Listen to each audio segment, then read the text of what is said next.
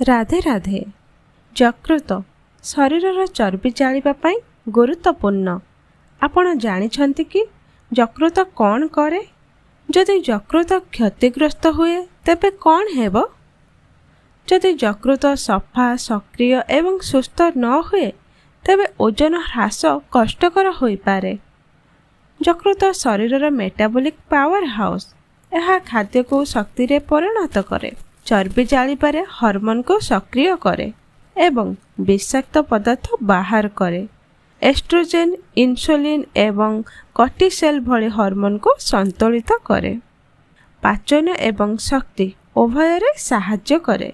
जदि यकृत क्षतिग्रस्त हुए तेबे कौन हेबो? फैटी लिवर, पेट चारि पाखरे चर्बी जमा हेबो।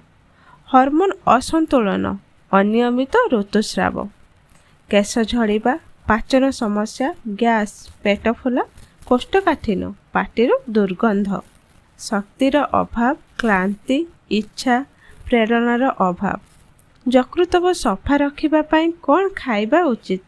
प्राकृतिक डिटॉक्स, हळदी, गोलमरीच, बीट, पालंग, मेथी, क्षीर।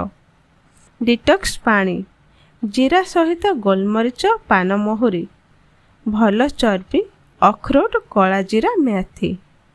दर्शक बंधु, वीडियो जदि भल लगुथाय वीडियो को लाइक करंतु, चैनल को सब्सक्राइब करंतु। धन्यवाद। राधे राधे।